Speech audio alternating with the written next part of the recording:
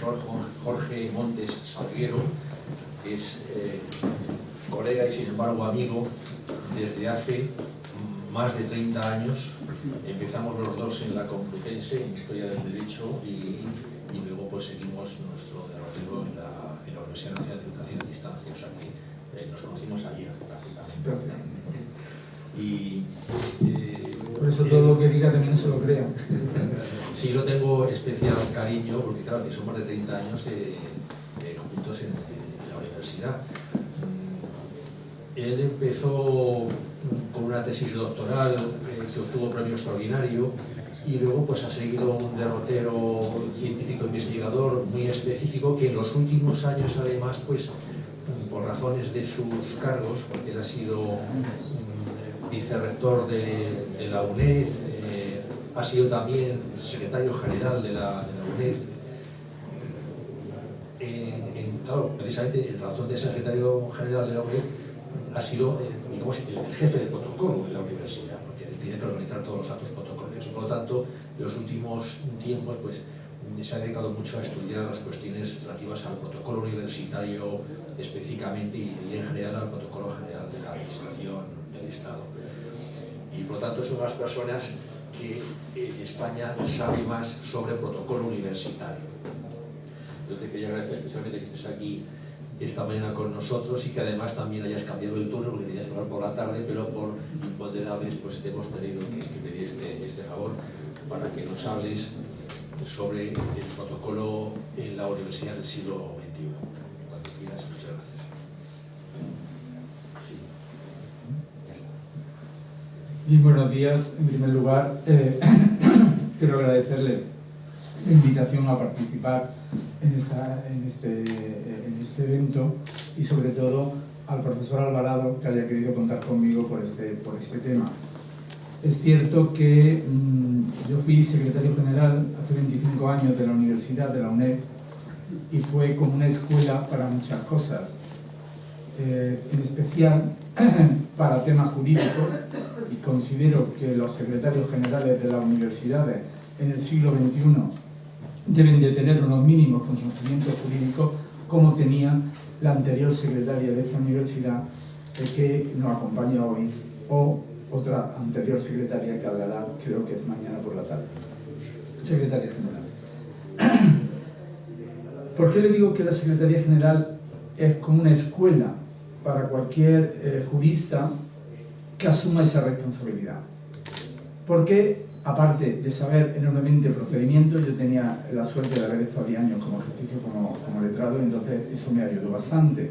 Pero lo que me desbordó por todos los límites era el tema que yo tomé posesión un 26 de septiembre y el día 4 de octubre era la apertura de curso y yo tenía que organizarla con una serie de normas protocolarias que desconocía, lo tengo que decir, totalmente. O sea que en este punto, entonces, eché mano siempre de los amigos, de un amigo que es Alberto de la Era, que había sido secretario general de la Complutense, y fue el que me guió para poder ponerme en contacto con el oficial mayor de la Complutense para organizar ese acto.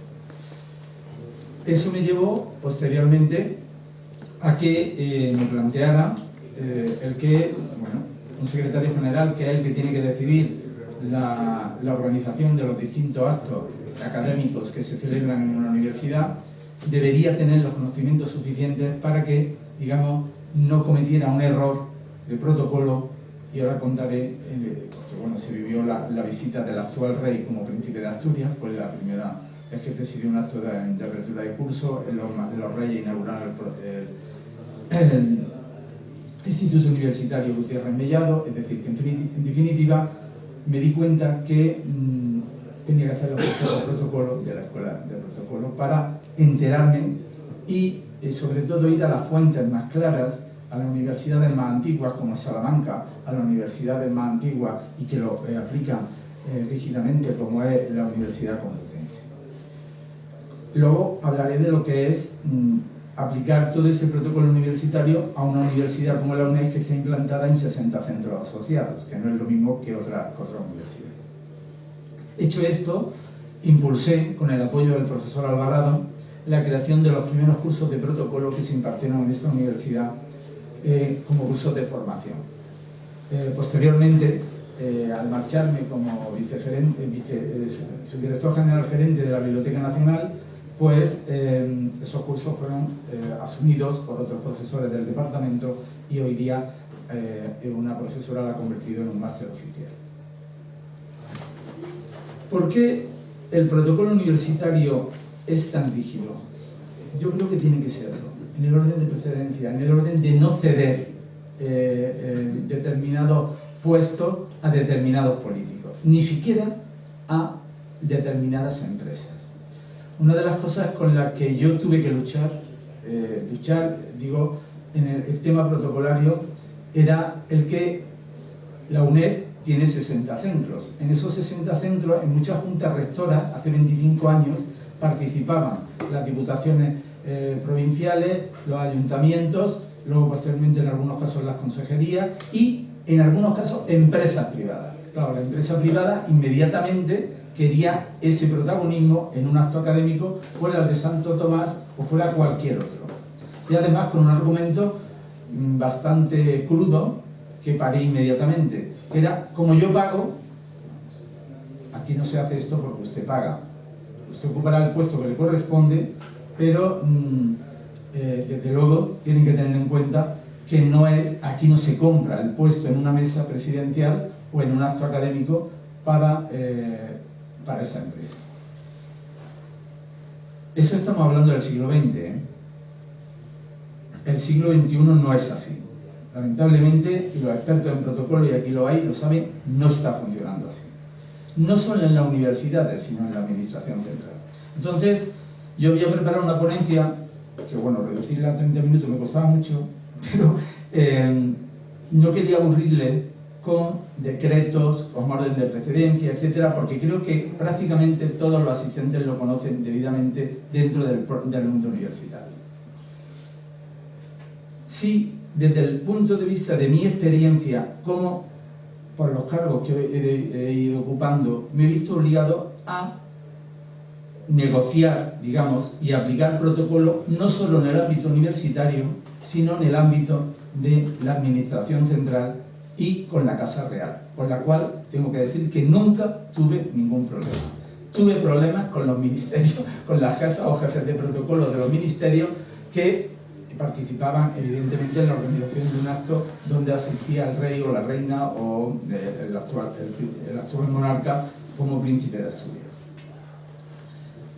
No había en la UNED, yo aprendí a organizar un acto académico el día 28, el día de Santo Tomás, la toma de posesión de los doctores, de los nuevos profesores, es decir, en eso hemos asistido todo y yo no voy a incidir en ello, es decir, casi está marcado por el protocolo universitario de una universidad como la UNED, que está a camino ya de cumplir los 50 años, o como universidades tan antiguas como Salamanca. Tengo que decir que también viví cómo se implantó ese protocolo con una rigidez extraordinaria en el primer año de la Universidad Carlos III, donde yo estuve como profesor solo un año, y el rector, Gregorio Pérez Vargas, implantó y se trajo el oficial mayor de Salamanca para organizar el acto de la apertura de curso. Con una rigidez enorme, porque desde luego en la mayoría de las universidades los licenciados no los visten con la toga ni con el birrete, y sin embargo allí se hicieron, etcétera.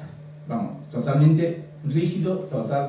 Porque además yo decía, si una universidad nace y no respeta el protocolo universitario, no respeta la tradición, perderá una imagen de prestigio exterior, porque será considerada como una universidad de menos categoría. Esto todo lo estoy hablando siglo XX, ¿eh? O sea que, y esa era la idea, y yo, en el caso de la UNED, me parecía también que era lógico que se aplicara rígidamente. El primer acto más complicado que yo viví en la universidad fue el que se creó en el periodo en el año 97, el Instituto Universitario Gutiérrez Mellado. Fue el primer instituto universitario que se llegó a un acuerdo con el Ministerio de Defensa, y tengo que decirles que fue de reuniones en un determinado momento en la propia Moncloa de llegar hasta las 12 y la 1 de la madrugada para llegar al acuerdo y llegar a aplicar el protocolo universitario respetando la tradición y no imponiendo desde un ámbito político porque el ministro de turno quería figurar de forma determinada. Esto lleva a que tienes que negociar con los ministerios. Los jefes de protocolo de los ministerios son inflexibles, es algo tremendo. Mientras que no haya una autoridad en un determinado acto que tú estés negociando, donde haya una vicepresidenta del gobierno, como yo he vivido, o en un caso concreto, un vicepresidente donde dijo rotundamente esto se va a hacer y se acabó, sino es insistiendo continuamente. Porque además, yo diré que la delicadeza del protocolo de la Casa Real es extraordinaria. Ellos no te imponen nada, te dan prácticamente el acto hecho, pero ese luego tiene que pasar por los distintos ministerios, sea el de Defensa, sea el de Educación, sea el de Cultura. Y ahí ya las cosas no son tan sencillas.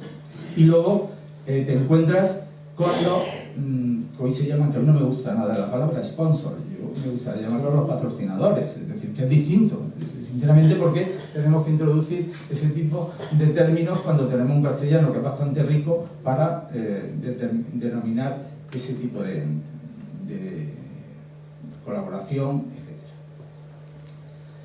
El primer acto consistía en la asistencia, en primer lugar, solo de Su Majestad el Rey.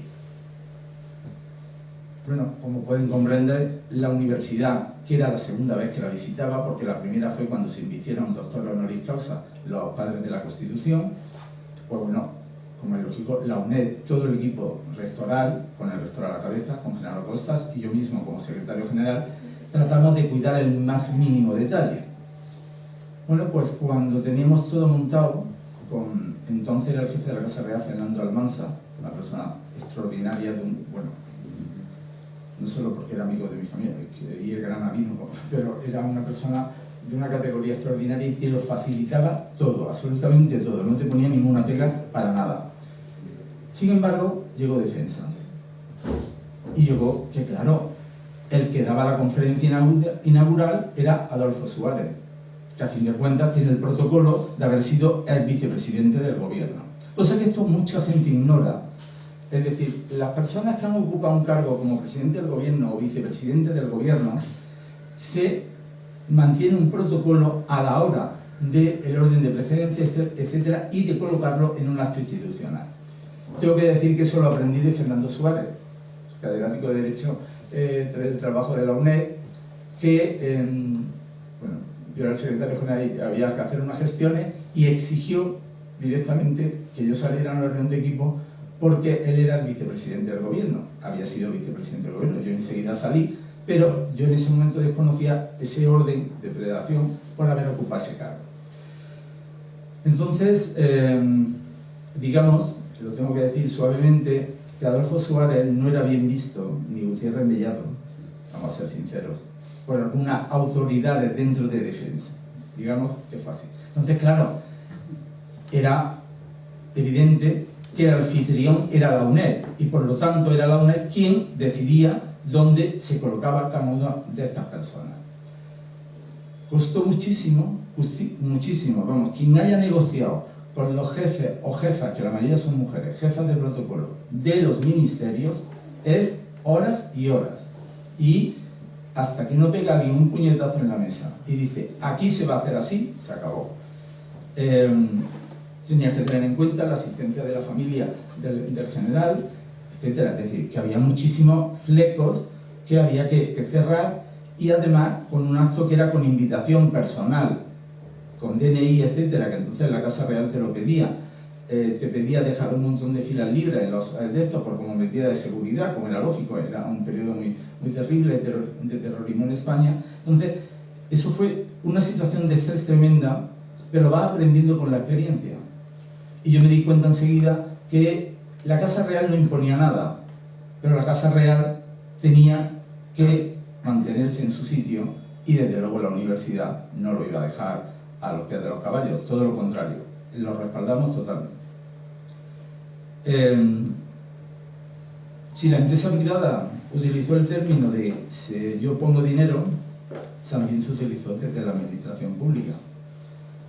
Y con uno, cuando es más jovencillo, dice disparate, bueno, sigo diciéndolo, pero cuando es más joven tiene uno esa más capacidad a lo mejor de revelarse, y entonces yo le dije directamente, digo, me parece muy bien, ¿lo pones tú o lo pone la administración? Lo ponemos todos los españoles, ¿no? ¿Entiendes? O sea, es que ya se llegó a ese nivel. Entonces, Zarzuela, en el tema del protocolo, nunca te convoca a Zarzuela. Siempre es a través de la administración del Estado, como es lógico. Entonces, la decisión final se tomó en Moncloa a casi la 1 de la mañana, 48 horas antes de que se cerrara el acto. Al día siguiente se hace un ensayo, y cuando yo estoy saliendo del ensayo, Fernando Almansa me llama y dice, Jorge, va la señora. Y yo, ingenuamente, vuelvo a decir, como joven, le digo, ¿y dónde la siento? Claro, porque acabábamos de hacer el ensayo, estaba todo patrimonio teatral, todos los tapices, etc. Y claro, y me dice, tú no te preocupes que mañana a primera hora están. Dice, si no, retira el rey, deja 2 sillas iguales y tal, o sea, para resolver. Sí.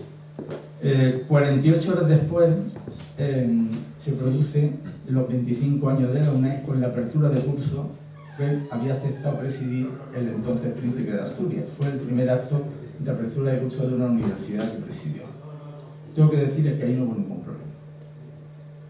Absolutamente ningún problema. El Ministerio de Educación se portó magníficamente, no planteó problemas de protocolo en absoluto, y él, por lo menos por lo que yo hablé con él, etcétera, la satisfacción era notable, y porque él solo había participado hacía una semana en la investidura de un escritor en Castilla-La Mancha, pero no me acuerdo, premio Nobel además, ¿no?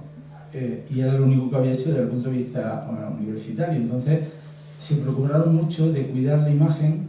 Además, ahora ya lo puedo contar porque yo creo que no se lo verán un secreto, la reina, cuando vino 48 horas, me dijo, procuren cuidar ya porque es lo primero, es decir, ella estaba muy preocupada de la imagen que podía hacer su hijo en un acto académico y en un acto de esa categoría, etcétera, ¿no? Que tuvo evidentemente repercusión en todos los medios de comunicación. La inauguración del Gutiérrez Mellado se retransmitió en directo por la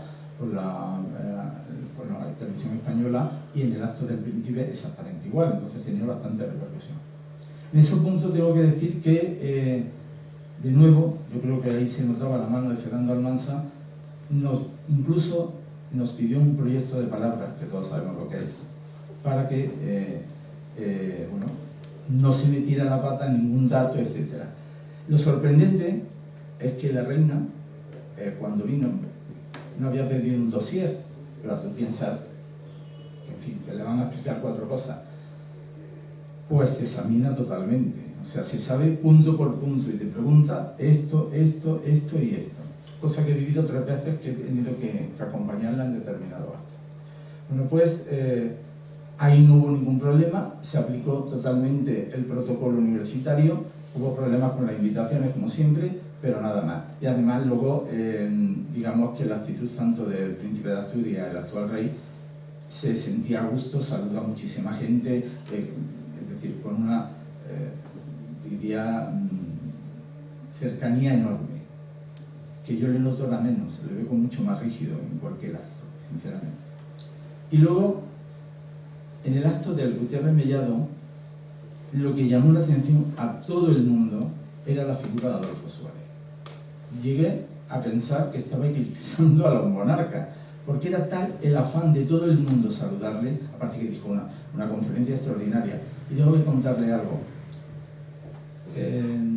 Yo he ocupado muchísimos cargos, pero es la primera vez que una persona de esa categoría me llama, Laviña, su jefa de gabinete, su secretaria personal, y me dice, Jorge, el presidente le gustaría que revisaras la lección que iba a hablar, que era sobre Gutiérrez Mellado. Y me dije, como yo le había corregido a un presidente del gobierno, no, él prefiere para que no haya ningún error ni nada.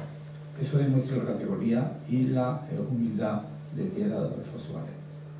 Saludó a todo el mundo, se portó magníficamente, rompió el protocolo todas las veces que le dio la gana, junto con el rey, que es el que realmente el que lo hace continuamente. Además yo creo que lo hace porque le gusta.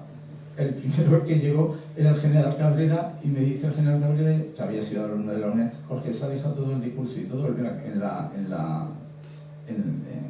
palacio, y entonces no lo trae. Digo, pues tienes que salir corriendo, buscar, imprimir, etc.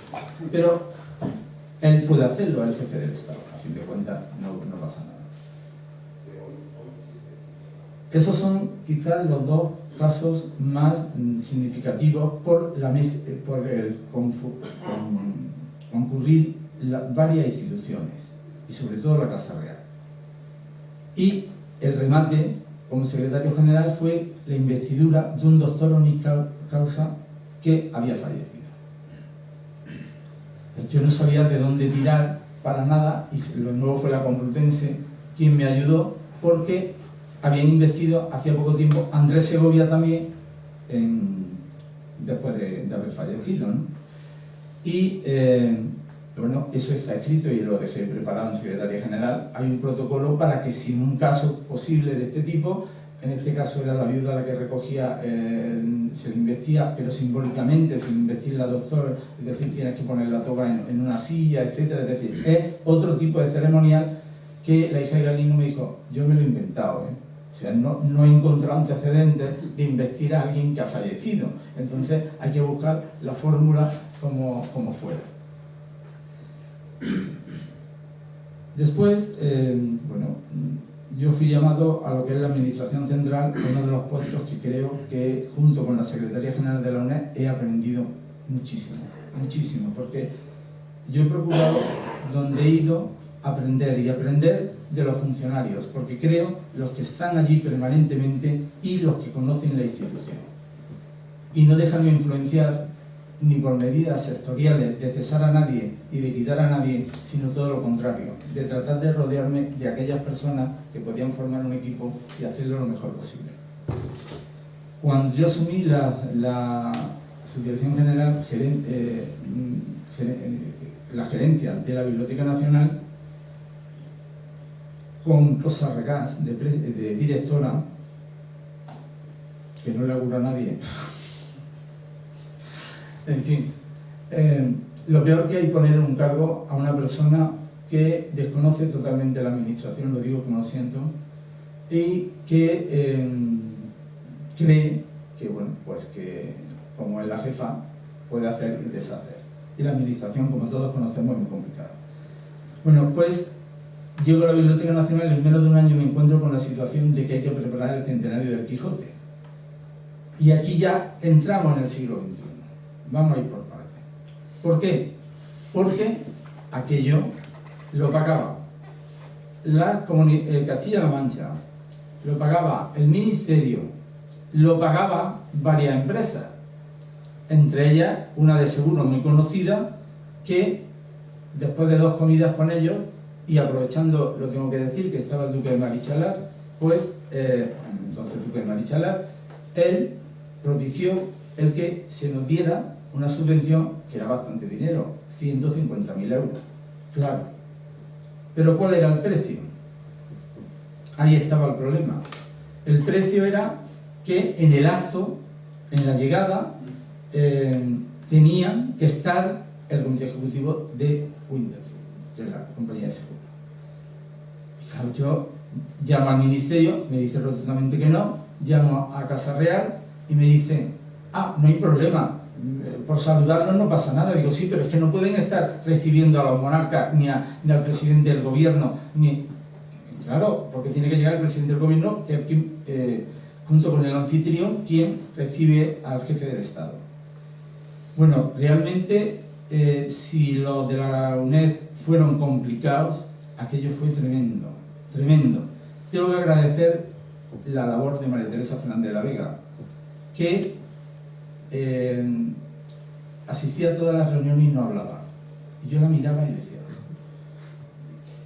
Y entonces, yo ya en un momento determinado, que no encontraba argumentos, ni con el Ministerio, ni con la Comunidad Autónoma, porque, bueno, por ejemplo, la Comunidad Autónoma de Madrid no quería si iba la presidenta tenía que ser de una manera, si iba un consejero, como venía el presidente de Castilla-La Mancha era mejor que no fuera la presidenta de Madrid, era realmente complicadísimo, o sea, encajar aquello era muy difícil, pero difícil a niveles increíbles, y en la comida posterior todavía peor, porque además en ese punto Rosa Regal, con buen criterio, bueno, decidimos invitar a algunos rectores que luego formaron parte del Consejo de la Biblioteca Nacional, entre ellos la rectora en aquel momento de la UNED, que era Araceli Macías, y encajar aquello en protocolo era tremendo, tremendo absolutamente. Todo el mundo quería estar al lado del rey, todo el mundo quería estar al lado de la reina, todo el mundo quería estar al lado del presidente del gobierno, entonces claro, y la empresa, sobre todo era, claro, Castilla-La Mancha se descuelga diciendo que no, que bueno, ellos han puesto muy poco, pero que son varias empresas los que han pagado todo. Entonces, claro, otra vez a colocar esas empresas. ¿Lo veo negativo? Por ahora, con el paso del tiempo, creo que no. Porque no podemos eludir que la colaboración entre grandes empresas que apoyan la cultura en este país tiene que darle una satisfacción. Yo aprendí de una persona, era Elisa Pérez Vera, la primera rectora que hubo en este país, en la UNED y en España, elegida democráticamente por una universidad, el que me dijo: Jorge, cuando uno negocia, tiene que negociar hasta los desacuerdos. Y otra persona que me lo dijo eso, que me quedé muy sorprendido, fue con Sabino Fernández Campos, una persona extraordinaria. Todo lo que diga de él es poco, ¿no? O sea, Casa Real te da una lista de invitados para el acto del Quijote. Faltaban 48 horas.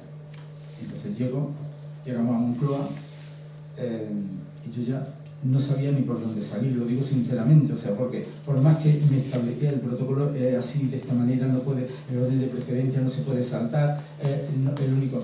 Y entonces, muy tarde de madrugada, la presidenta dice: se va a hacer lo que se va a hacer desde Presidencia y la Casa Real. Con lo cual dejo callado cultura, comunidades autónomas, etc. Claro, es que en un momento determinado alguien tiene que tomar la decisión. No puede, porque además la Casa Real nunca ha planteado problemas de ese tipo. No se ha negado si el rey tiene que saludar, si el rey tiene... Hombre, te recomienda que no hay un artista de cine como para hacerse... Bueno, ahora los selfies y cosas de este tipo, pero nunca plantea esos problemas. Muy bien. Y la lista de invitados. Entonces llega la rigidez de los ministerios. Y le digo: Sabino Fernández Campos está invitado en la fila tercera. Digo: mira, por poco que conozco el tema, en el momento que lo vea la reina o lo vea el rey, le va a llamar. O sea, por favor, o sea, no... Fila tercera. Yo cuando lo recibí dije: no se preocupe. No, pero además es que no planteó nunca ningún problema. O sea, es que era una persona que llegaba a cualquier acto y no te planteaba: tengo que estar aquí, tengo que estar allí. Cosas que otros, no voy a decir nombres, sí me lo plantearon. Y llegó, hacen la ceremonia, donde evidentemente Casa Real y al final la propia ministerio tuvo que acceder a que no en el recibimiento, sino solo saludaba al comité ejecutivo de Winter Tour. Digo: se va a notar mucho, y a dos empresas de Castilla-La Mancha, digo, porque claro, se va a notar mucho que le han pagado a ellos. Pero bueno, así fue. Con la perspectiva del tiempo no me parece tan mal. No me parece tan mal, porque si a cambio de eso te apoyan una exposición que costó muchísimo dinero, una serie de actos que si no hubiera habido ese dinero de la empresa, probablemente la administración no podría haberlo asumido. Entonces, no me parece tan mal. Además, no podemos ignorar que el poder de las grandes multinacionales, de las grandes empresas, cada día es mayor en nuestra sociedad. Y prefiero que inviertan en cultura, en educación, a que inviertan en otro tipo de actuaciones que no son positivas. Se pueden negociar más cosas, no solo dinero. Yo negocié claramente cederle el salón de actos de la Biblioteca Nacional, que es un privilegio hablar allí, para 3 actos diferentes. O sea que tienes que tener una capacidad de respeto y porque además fue sentarnos en la mesa y el duque yo me lancé, yo pedí 150.000 euros con la esperanza que me dieran 75. Y entonces dijo rotundamente que no había ningún problema y que lo transmitiría así, y efectivamente, o sea, no hubo ningún problema. Pero todos tuvieron que saludar. Tampoco me parecía tan mal, era la imagen de prensa. O sea que tampoco... Y si es verdad que el rey enseguida que vio a Sabino Fernández del Campo lo llamó y se fue. Y yo miré a la jefa de protocolo y digo, ¿lo ves? Digo, tú que llevas muchos años que no, en esto tenías que entenderlo. Es decir, el protocolo, el rey lo rompe, lo puede romper siempre. Pero es que además hay una serie de relaciones personales en función de una persona, aunque no ocupe, ya es un cargo que es lógico que se hagan así. El siguiente acto más complicado fue que la reina aparece, no era un acto protocolario, pero de pronto me llama el jefe de seguridad, acaban de llamar que viene la reina con los nietos a ver la exposición del Quijote. Yo bajé, vamos, enseguida no puedo tener palabras, encantadora. Pero no se molesta porque además los nietos eran muy pequeños, entonces lo que hacía mucha ilusión era una impresora que pusimos que en un lugar de La Mancha y entonces y salía el nombre del que ponía, o sea que, entonces eso le hacía mucha ilusión y tal, y recorrimos sin ningún tipo. Ahora, la información que trae es como para hacerte un examen y como tú no estás informado queda fatal. Y llega el momento de plantear que organizó el centenario de Francisco Ayala la Biblioteca Nacional y el Ministerio de Cultura y la Casa Real.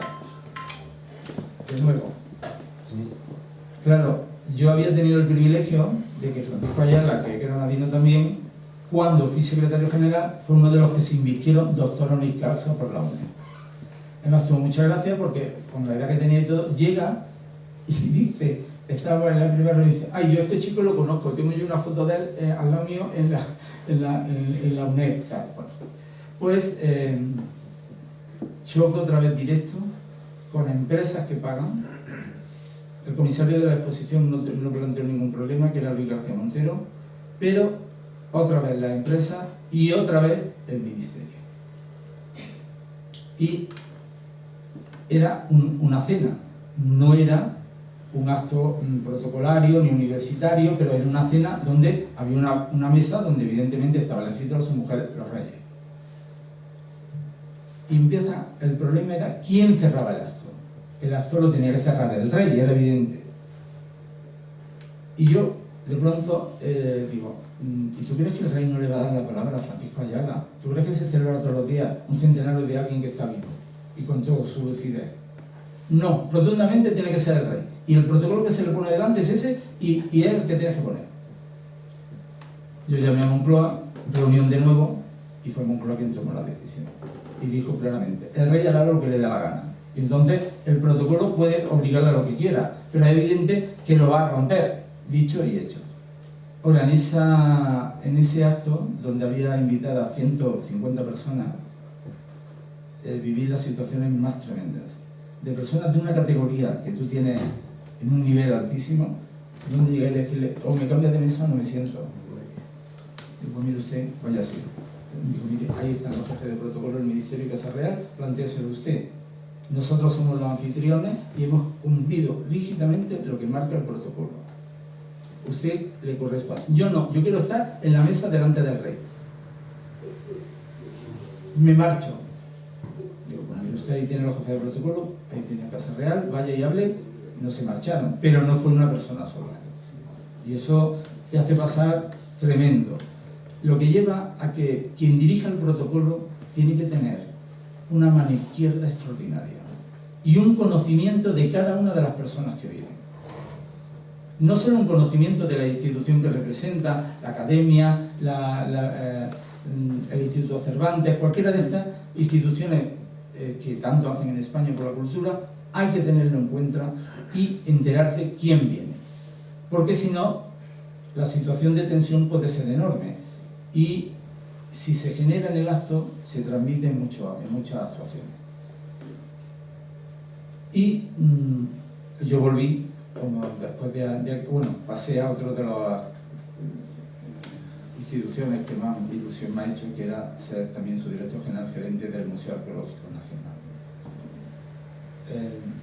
Y ahí no se planteó ningún acto institucional porque lo que estábamos era preparando toda la licitación para las obras que se iniciaron y que luego se culminaron, pero se seguían organizando exposiciones. Se organizó una de porcelana que tiene un fondo extraordinario con un problema desde el punto de vista de funcionario. La jefa de esto, que era una señora mayor, era como si fuera su hojilla, como si fuera su... Entonces, bueno, y entonces llaman de Casa Real de que viene la reina. Y entonces, bueno, vamos a aprovechar y no vamos a hacer un recorrido solo por la exposición, sino ir a la parte donde está la parte de Egipto, donde está todo esto. Y yo, conociendo el panorama, digo, las dos jefas de departamento conmigo, digo, porque como empieza a consultarme si la momia tal o la otra, digo, yo no me lo sé de memoria como para hacerlo. Efectivamente. Ahora fue agradabilísimo, o sea, algo extraordinario. Es decir, la Casa Real, en ese punto, yo estoy hablando del rey emérito y de la reina. Entonces, extraordinario en ese punto. Volví a la universidad, porque en mi casa, entonces no podía, ¿verdad que sí? O sea que no me podía quedar fuera. Y yo había propuesto, cuando me marché de la Secretaría General, que había aprendido claramente que había dos puestos extraordinarios para que el protocolo funcionara en una universidad. Lo había aprendido de las universidades más antiguas, porque yo creo que hay que aprender de la experiencia de los otros. Entonces, entendí claramente que el director o directora de gabinete del rector era vital para este tema, y que la Secretaría General, que era de donde dependía, luego la cambiaron, la asesoría jurídica, ahora la hemos vuelto a poner, y el protocolo, era ahí donde se debería crear un gabinete de protocolo, como tenían otras universidades. Se hizo, yo no formé parte de ese equipo de gobierno, pero sí, en algún caso, me consultaron temas relativos al protocolo. A veces decían que yo era muy rígido, pero yo creo que en el mundo universitario no se puede ceder la presidencia ni a un presidente de comunidad autónoma, ni nada por el estilo. Y lo que no se puede imponer, y lo intentaron, que el acto académico fuera sin traje académico, porque el presidente de la comunidad autónoma no era doctor. Y además nos solicitaron, a cambio de un edificio, una investidura de doctor honoris causa, cosa que evidentemente tanto la Facultad de Derecho como el propio claustro universitario se negó rotundamente. Yo creo que eso no se puede hacer. Sé que se ha hecho y lo saben ustedes, porque el primer problema fue en la Comunidad Valenciana, en la Universidad Miguel Hernández y luego en la Universidad de Alicante, ¿no?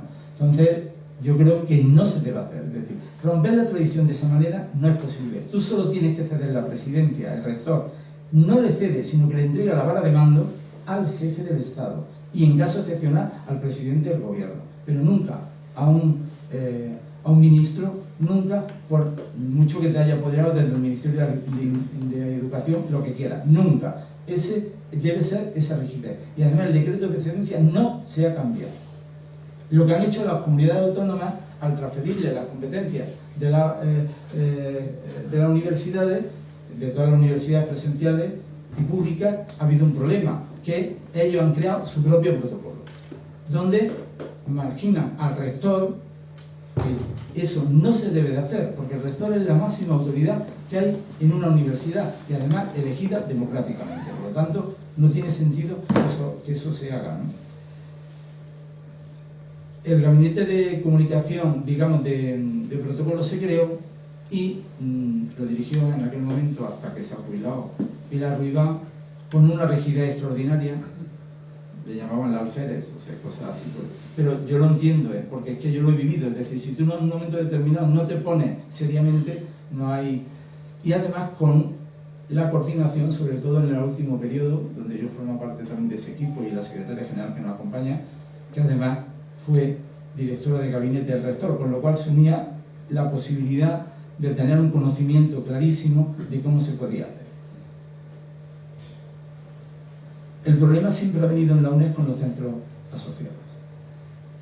Los centros asociados de la UNED, como es lógico, están desde en Ponferrada, en Motril, es decir, no mucho en localidades, en grandes capitales, Valencia, Barcelona, Sevilla, pero la mayoría están en poblaciones de gran núcleo de habitantes, pero no en lo que es la universidad. Por ejemplo, Aragón tiene la Universidad de Zaragoza, pero la otra universidad importante con la que colaboramos muchísimo es con la UNED, pero su sede está en Calatayud.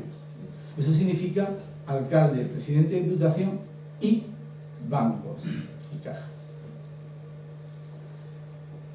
Y ya siglo XXI plantea que no, que hay que cambiarlo, y además me atreví en un centro, no lo diré dónde, a donde por tradición se mantenía el obispo en la mesa. Claro, las propias instituciones, curiosamente, no eran del Partido Socialista, justamente eran del PP, no querían, porque obviamente, bueno, pues no, decían que era aquello resolverlo costó trabajo, y lograr que bajara a la primera fila también. Pero los centros asociados, ellos, es lógico que realicen un acto de apertura de curso y que soliciten que vayamos de Madrid una autoridad, sea un vicerrector, sea el rector o a la secretaria o secretario general. Normalmente cuando esto ocurre no hay más problema, porque yo propongo siempre el que si la mesa no puede ser impar, pues la haces par y la resuelves. Y no tienes por qué generar un malestar en un alcalde de turno, que además en algún caso pues son gente que apoya muchísimo a la universidad y está allí porque ellos ponen el dinero, etc. Pero no lo ponen el dinero porque tengan que ponerlo, sino porque creen en ese proyecto.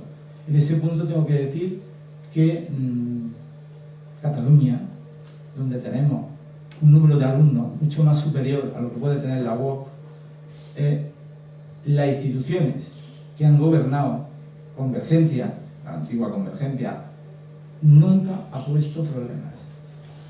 Nunca exigió el examen en catalán, cosa que sí exigió Baleares, por ejemplo. Pero nunca ha planteado problemas de protocolo alguno. Yo el último acto de apertura de curso del centro de Barcelona, con Ada Colau, al lado, era el día anterior a que se iba a proclamar la independencia o que se iba a anunciar. No hubo problema alguno del protocolo nunca. Y además, siempre han tenido la voluntad de no ayudar, sino de saber cuál es la labor social que hace la UNED. Entonces no hubo protocolo, no ha habido un protocolo. Por el tema del País Vasco. El País Vasco, haya gobernado quien haya gobernado, ha defendido a la UNED al máximo. Y el último es que con un plan trianual de 600.000 euros ha rehabilitado todo el edificio de Vergara, del antiguo seminario, para que sea la sede de la UNED. Pero sin discusiones, sino porque el apoyo a la cultura en esas dos comunidades ha sido impresionante. Y la UNED ha sido como el barco que la ha movido, donde, siendo secretario general, por medidas de seguridad que yo tenías que ir con escolta, con coches camuflados, etc. Estamos hablando del año 98, y fuimos el vicerrector primero y yo a recoger la medalla que nos daba, y ¿quién gobernaba? El HB.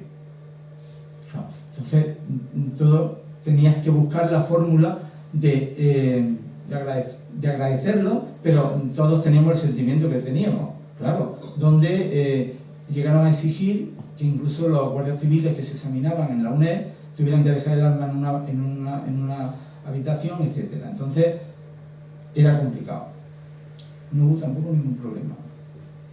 Nosotros nos hicimos como testimonio, creo que había habido una tentación de 48 horas, etcétera, a la cena, pero sí al acto de la entrega en el ayuntamiento de la medalla. En otras comunidades, diré, incluida la mía, de Andalucía, ha habido su más y su menos, lo diré sinceramente. Pero en ese punto, lo que hay que mantener cuando dirige el protocolo en la universidad, cuando dirige, y bueno, como esto se va a publicar, que está ahí el orden de precedentes, los decretos, etcétera, que yo no he querido aburrirles, hay que ser rígidos. Pero también tienes que ser rígido con el que negocias. Porque si te dejas, no digo dominar, por ejemplo, ahora mismo todas las empresas, grandes empresas, tienen jefes de protocolo o comunicación, que les llaman, o de marketing. Y suelen ser gente muy joven, con una, digamos, prepotencia bastante notable. Prepotencia que uno debe ir perdiendo con los años, eso es evidente. Pues yo creo que la institución está por delante de todo eso. Se puede ceder hasta una parte, se puede negociar, no puede olvidar que hoy la mayoría de las instituciones tienen subvenciones públicas o buscan el apoyo de bancos, de empresas, de seguros, Mafre, etcétera, para cosas de cultura. Entonces, tienes que ceder en algo. Pero en determinados temas no se puede ceder. Lo que es el rector es exclusivamente el que gobierna esta universidad y su equipo de dirección, que se llama ahora, lo que es antes, un equipo de gobierno. Y no se debe ceder a presiones de conceder doctorado honoris causa solo a cambio de. No se debe ceder. En la UNED solo hizo un caso, que estaba yo todavía secretario general, que fue, con motivo de los 25 años, el propio ministerio propuso hacer un homenaje a todos los centros de la UNED que se habían creado desde el año 72. Y a propuesta de la propia Facultad de Derecho, se propuso como doctor honoris causa al que era alcalde de Madrid, Álvarez del Manzano. Yo tengo que decir que se portó muy bien con la UNED porque gracias a él tuvimos el primer edificio propio de la UNED cedido por 90 años, que es el Centro Jacinto Verdaguer.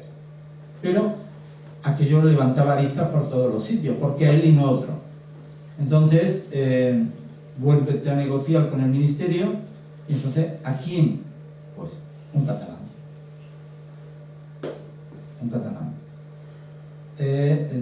Evidentemente, entonces, independentista ni nada por el estilo, que era el presidente del alcalde de Tarrasa, Manuel Reyes, que hizo un edificio, junto con la UNED, exclusivo para la UNED, que lamentablemente hemos perdido. Lamentablemente hemos perdido porque, vuelvo a insistir, uno tiene que ser firme. Y uno tiene que implicarse con ello. Porque incluso en ese periodo, por obra de él, nos dieron un edificio magnífico frente al Barça, que yo entendí, y el rector me lo encargó, que había que seguir continuamente cada una de las obras y cada una de las modificaciones que se hacían así con la consejera de turismo. Y tenías que ir. Lo que no puedes es desentenderte, o lo que no puedes es, bueno, ya se resolverá, no. Hay que mantener la firmeza y hay que mantener esto. El edificio luego, que de Tarrasa, nos lo cambiaron por el edificio que hay en Nou Barri, un barrio obrero de Barcelona, donde yo me hice a temblar cuando ganó la alcaldesa que ganó, pero realmente ella entendió que aquello era un granero de votos y que aquello vendía, y entonces no ha habido ningún problema. Pero a veces yo creo que algún equipo de gobierno de esta universidad ha sido demasiado flexible y no se puede ser tanto. Con los políticos hay que negociar, pero no ceder continuamente, porque si no, cada uno va a lo suyo, ¿no? Entonces, en Madrid ese problema no ha habido, porque el edificio del Prado, al final, por decisión también de Ruiz Gallardón y ya lo había iniciado Álvarez del Manzano, ese edificio era un edificio muy difícil de mantener en el Paseo del Prado, magnífico, no se podía habilitar para discapacitados, era una obra impresionante, y a cambio de ello nos hicieron un edificio en San Chinarro, que es un edificio magnífico, con parking, etc. Ya sé que está más distante, pero tiene el metro al lado, es decir, hoy Madrid no tiene esos problemas. Pero no se debe ceder, se debe negociar, y si sacan más dinero, mejor. Claro, porque vivimos de esto, es decir, si tú tienes un incremento económico importante, no podrás dedicarlo a capítulo 1, pero si evidentemente lo podrás dedicar a montar una exposición, a organizar un concierto, y desde el punto de vista protocolario aprendí algo también: todo lo que se regala no se valora. La UNED, de las empresas que trabajaban con nosotros, nos pagaban todos los años un concierto en el auditorio, entre ellos uno de la Filarmónica de Londres, es decir, que era de una categoría extraordinaria. Entonces, frente a todo esto, yo en el último año secretario general establecí que para retirar la entrada tenían que pagar, no me acuerdo, me parece que eran 20 euros en entonces, 100 pesetas por cada entrada, porque repartía entrada y medio auditorio estaba vacío. Entonces, eso me lo enseñó también otra persona, y me dijo: todo lo que regale no se va a valorar, todo lo que dé gratis no se va a valorar. Entonces, procura hacerlo. Yo creo que hoy día la UNED, que está víspera de los 50 años, debería plantearse seriamente, el rector y su equipo, la creación de un gabinete fuerte. No hay director de gabinete ahora mismo en la UNED, lo cual no me parece lógico. No hay un gabinete de protocolo, lo lleva solo una persona, que es verdad que ha hecho todos los cursos de protocolo, que ha puesto todo de su parte, pero luego, si quien está al frente de ese protocolo no es el secretario general o un director de gabinete, difícilmente va a descolgar un teléfono y se le va a poner un presidente de diputación o se le va a poner un alcalde o un ministro o el director de gabinete, porque claro, yo he vivido situaciones, han llamado en esta época del ministerio el director de gabinete para concretar una cosa con el ministro de turno y no hay director de gabinete. Entonces, la dirección de un gabinete, tanto en un ministerio, tanto en una universidad como la Secretaría General de la UNED, de la universidad y la Secretaría General Técnica de un ministerio, vamos a ser sinceros. Entonces, o están en coordinación o no funcionará. Y repito, creo que una Secretaría General tiene que estar en el ministerio, siempre lo comuna TAC. No tienen que haber sido licenciados en Derecho, pero su formación para esas oposiciones que son durísimas son con muchísimos temas jurídicos y de procedimiento. Igual que un secretario general de una universidad tan grande como la UNED, creo que tiene que tener unas mínimas nociones jurídicas para asumirlo. Sobre todo cuando los rectores no son de Derecho. Porque ha habido casos excepcionales donde ha habido rectores de Derecho que evidentemente en un momento de esto se cubre cualquier tema, pero cuando no lo son, deberían serlo así. Y no les voy a cansar más. Y bueno, estoy dispuesto a contestar lo que necesito.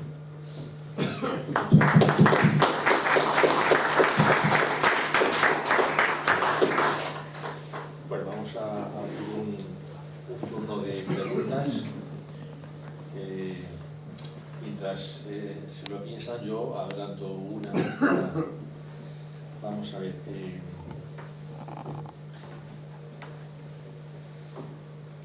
Dos preguntas muy cortitas, Sí. mientras la gente piensa otra intervención.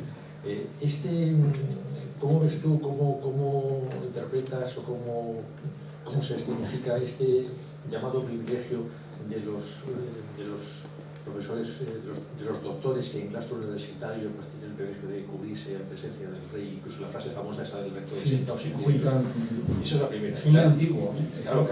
Pero ¿cómo se teatraliza eso?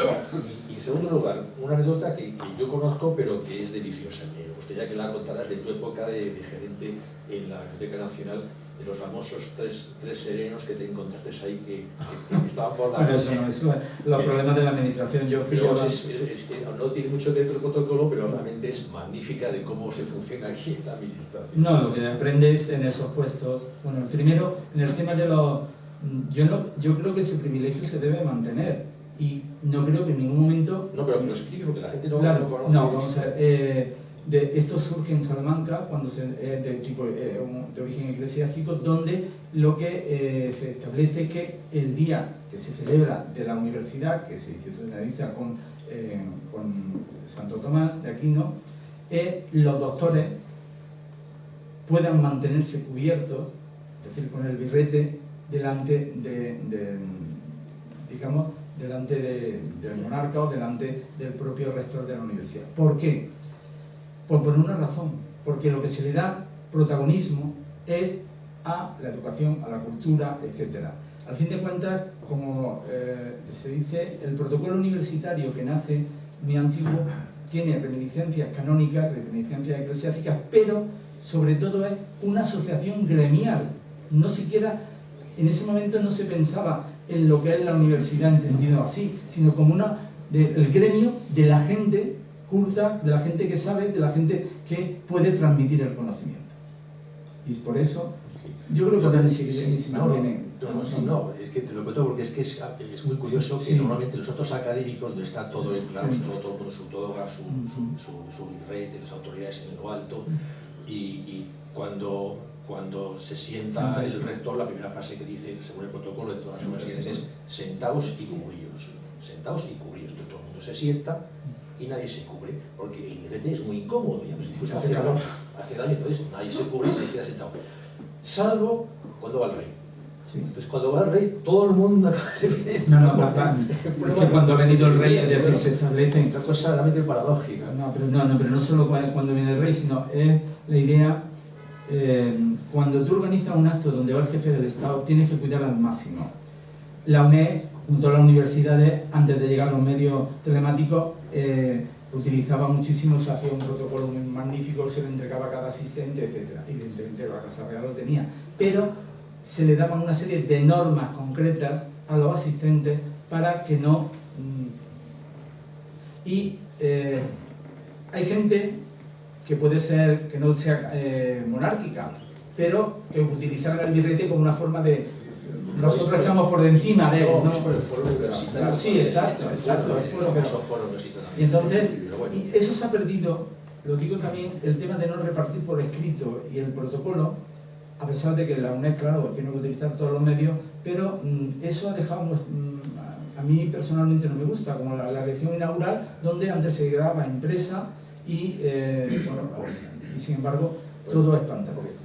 Sí, perdón, y nada, lo otro, la anécdota no. Yo llegué a la Biblioteca Nacional sin pertenecer al partido que gobernaba en ese momento, porque una persona le come con la ministra y dice, necesito a alguien que tenga experiencia y que, si lo digo esto queda grabado, lo que más, bueno, y digamos controle, dicho claramente, y sobre todo que es que hay niveles ya en la Biblioteca Nacional de funcionarios. Hacía 12 años que no se había hecho un RPT. La red de puestos. La relación de puestos. De puestos. Había que funcionalizar a todos los laborales. Ese era otro problema. Pero, de pronto, me cuenta, claro, la seguridad lleva externalizada en toda la administración central muchísimo tiempo. La limpieza, y viene... yo me traje de jefe de seguridad de la Biblioteca Nacional, que todavía está, al que fue el que negoció con todo lo del no a la guerra con Anzoátegui, que es delegado del gobierno. Una persona extraordinaria. Y me dice, hay un problema. He descubierto que hay 3 personas que vienen a dormir por la noche. Digo, ¿cómo que vienen a dormir por la noche? ¿Pero esto qué es? Los serenos. Entonces había 3 serenos de los antiguos que tenían que venir a dormir porque si no, no le pagaban. Y a nadie se le había ocurrido el que ofrecerlo a un puesto que en muchos casos podía ser mejor, como era de conserje, un puesto de atención al público. Por ejemplo, en la Biblioteca Nacional se necesita continuamente, si lo usan ustedes, saben, llegar, dejar el portátil, dejar las taquillas, etcétera. Nadie se le había ocurrido eso. A uno lo jubila anticipadamente, que se ha encantado, pero era incomprensible que llevaban 8 años así. Una compañía de seguridad. Sí, claro, no, pero es que la seguridad en la administración central lleva externalizada muchísimo tiempo, como en la UNED, en todos los ministerios, absolutamente en todo, la limpieza, etcétera. Son concursos que se hacen públicos y nada más, pero a mí aquello me llamó muchísimo la atención. Y además me llama la atención que en 12 años una institución de la categoría de la Biblioteca Nacional no se hubiera realizado una RPT. 18 meses me costó empresario. Bueno, si les parece, como estamos ya sobrepasando el tiempo y tenemos ahora una pausa para el café, durante esta pausa podemos seguir haciendo de manera informal las preguntas y de esa manera no alteramos el horario. ¿De acuerdo? Pues muchas gracias. Muchísimas gracias.